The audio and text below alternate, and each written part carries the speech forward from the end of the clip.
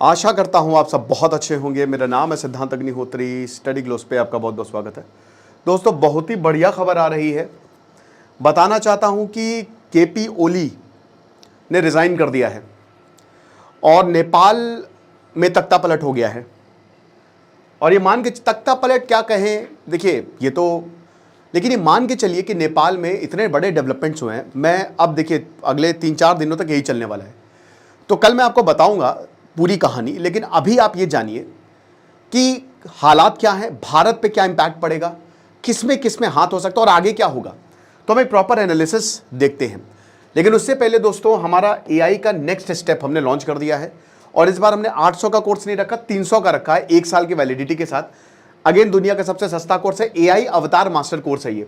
Total 10 lectures होंगे। Images, AI images generative premium, AI voice generation, voice cloning, किस तरीके से आप अपने अवतार को कस्टमाइज कर सकते हैं।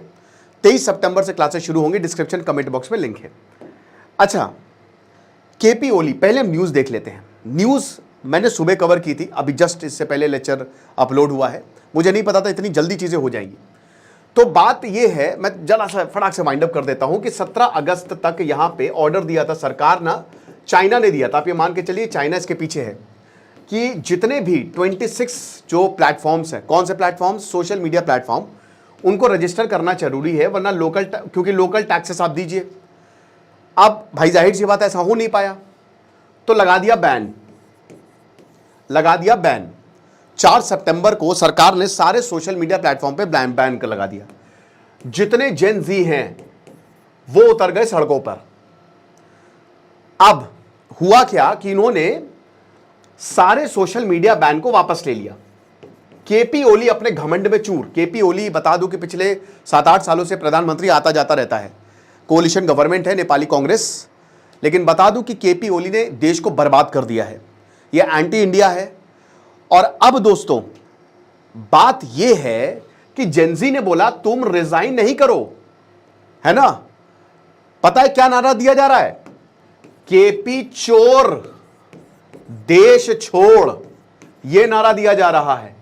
केपी चोर, देश छोड़, यह नारा दिया गया और केपी ओली के घर जला दिए गए, मंत्रियों के घर फूंक दिए गए। जेनजी ने बोला प्रोटेस्ट नहीं रुकेगा जब तक नेपाल की किस्मत दोबारा से नहीं निकली जाएगी। 2008 से आपको बता दूं, 2008 से नेपाल में डेमोक्रेसी आ गई, राजशाही को हटा के। लेकिन नेपाल के हालत बहुत ही ज्यादा खराब हो गए और सबसे बड़ी दिक्कत है, भारत के साथ संबंध बहुत ही गड़बड़ हुए। अब देखिए यहां पे ये सब हुआ। 5 हेलीकॉप्टर्स, पहले होम मिनिस्टर ने इनके रिजाइन दिया, ठीक है। उसके बाद दूसरे इनके हेल्थ मिनिस्टर ने रिजाइन दिया, क्योंकि अगर ये सरकार में रहते इनको मार दिया, फूंक डाला जाता। इतना दिमाग खराब है यहां पे बच्चों का, क्योंकि 19 मौतें हुई हैं, 19 डेथ्स। छोड़ेंगे नहीं इनको। अगर ये रहा तो इसको आज ही फांसी पर लटका देंगे लोग। अब क्या हुआ कि जनरल सिग्देल आए। जनरल सिग्देल जो आर्मी नेपाल के चीफ है, उन्होंने कहा कि देखो चुपचाप से जो है वो देश छोड़ दो, ठीक है। हम तुमको सेफ पैसेज देंगे, ठीक जैसे ही बांग्लादेश पिछले साल हुआ था। हम तुमको सेफ पैसेज देने वाले हैं, चुपचाप से देश छोड़ो। और अब ऐसा बोला जा रहा है कि ये यूएई भागने वाले हैं, ठीक है। ये इलाज के बहाने यूएई भागने वाले हैं। 5 हेलीकॉप्टर्स ऑलरेडी आ चुके हैं जो इनके पार्लियामेंट में मंत्रियों को उठा के बाहर भेज रहे हैं।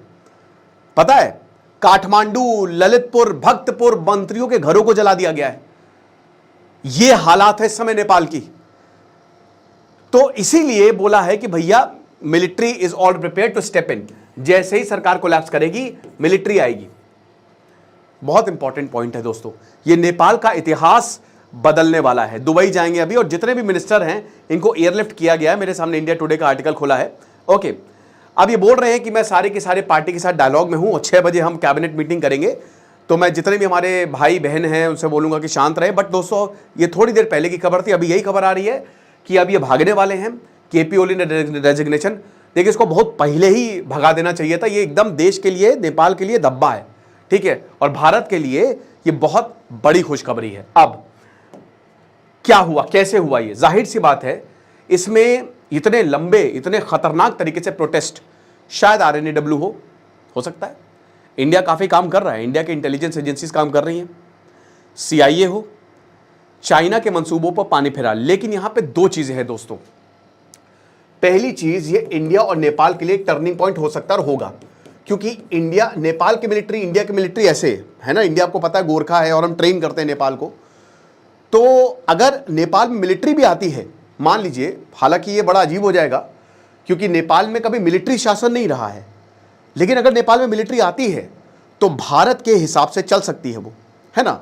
अब ये देखना पड़ेगा इंडिया सिचुएशन को कैसे डील कर रहा है। जाहिर सी बात है इंडिया इस पर नजर बनाए हुए, और हो सकता है केपी ओली, चाइना वैसे तो भागना चाहिए था, भाग दुबई रहे हैं ये, जाहिर सी बात है। इन्होंने मतलब बहुत ज़्यादा पैसा जो है इनका, 2 नंबर का पैसा इन्होंने दुबई में खूब पैसा यहाँ पे खर्च किया। मैंने मंत्रियों का ऐसे ही है, सब खूब पैसा कमाते इधर का फालतू का, और बाहर जो है खूब आलीशान होटल कमरे सब बनवाते हैं, और वहीं पे बाद में भागेंगे। तो केपी ओली को गजब बेइज्जती। पहले घमंडी आदमी 2 दिन पहले कहता मैं रिजाइन नहीं करूंगा चाहे जो भी हो जाए, बोला था कि मैं रेजिग्नेशन नहीं दूंगा चाहे जितनी आग लग जाए, लेकिन अब ऐसा हो गया, इन्होंने रेजिग्नेशन दे दिया। ऐसी की तैसी सिंहासन खाली करोगी जनता आती है। क्रांति हो गई भाई नेपाल में, नेपाल में रेवोल्यूशन हो गया है, ठीक है। तो इंडिया हो सकता है इंडिया को। और दूसरा चीज है कि देखो भाई मिलिट्री की बात है, और जहां पे मिलिट्री रूल आता है चाइना हमेशा से उसको कंट्रोल करने की कोशिश करता है। तो मिलिट्री रूल किसी भी तरीके से सही नहीं है। अब हो सकता है कि मिलिट्री यही बोले कि देखिए अभी अभी क्योंकि सिचुएशन को स्टेबलाइज करना है, हम 1-2 महीने बाद इलेक्शन करवा देंगे, और ये आप ही लोगों का इलेक्शन, क्योंकि अल्टीमेटली यहाँ पे किसकी वजह से ये प्रोटेस्ट हुआ, जेन जी की वजह से। जो युवा हैं उन्होंने इस प्रोटेस्ट को लीड किया है, जो बच्चे हैं उन्होंने यूनिफॉर्म, स्कूल यूनिफॉर्म पहन के इस प्रोटेस्ट को लीड किया है। तो भाई जाहिर सी बात है, मुझे इसका पॉसिबिलिटी कम लगती कि नेपाल चाइना की गोद में जाएगा, जा भी सकता है, यू नेवर नो। लेकिन क्योंकि भारत से, मतलब आप समझ रहे हो ना कि भारत से लिंक्ड है, पूरा लिंक है भारत का, एक तरीके के, ये कहना गलत नहीं होगा, हिस्सा है अनऑफिशियल। नेपाल में कोई पासपोर्ट कुछ नहीं, सब नेपाल चलो रोड ट्रिप पे चलते हैं।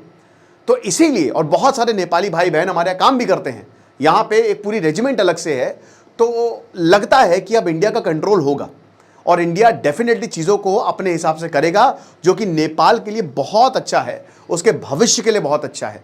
एक बहुत सारी नई चीज़ों की शुरुआत हो सकती है, नए नए प्रोजेक्ट्स आ सकते हैं, क्वाइट बी अ पॉसिबिलिटी। लेकिन अभी एक वेट एंड वॉच की सिचुएशन है, इसमें कौन कौन इन्वॉल्व है वो अभी थोड़ा सा मुझे एनालाइज करने दीजिए। बट मोटे तौर पे यही लगता है कि मेन तो ये लोगों ने ही, क्योंकि देखिए ये अब भड़क गई आग, है ना। कब तक वो कहते हैं ना सिलेंडर, बस अब हो गया, प्रेशर कुकर फट गया, कि बहुत ज़्यादा दिमाग खराब कर दिया था इन सब ने। और यहाँ पे बस ये एक इमीडिएट कॉज होता है हर एक प्रोटेस्ट का, और ये इमीडिएट कॉज था। उसके बाद केपी ओली को मार मार के भगा दिया। और दोस्तों अभी भागे नहीं है ये, अभी बहुत कुछ हो सकता है, ठीक है। क्योंकि अभी तो मतलब आप ये समझिए कि मंत्री ऐसे गिर रहे हैं जैसे बॉलिंग में नहीं गिरते सारे, तो ऐसे डोमिनो इफेक्ट हो रहा है, एक के बाद एक रिजाइन दे रहे कि भैया सरकार से हमका कोई लेना देना नहीं, जान बचाओ, पहले जान बची तो लाखों पाए, बाद में देख लेंगे। तो ये सिचुएशन फिलहाल नेपाल की है। हम इसकी और भी बात करेंगे, कल भी बात करेंगे। बाकी आपको क्या लगता है मुझे कमेंट बॉक्स में बताइएगा, और एआई अवतार का कोर्स, ये मास्टर कोर्स आप जरूर अवेल करें। खुश रहिए, पढ़ते रहिए। दिस इज सिद्धांत अग्निहोत्री साइनिंग ऑफ।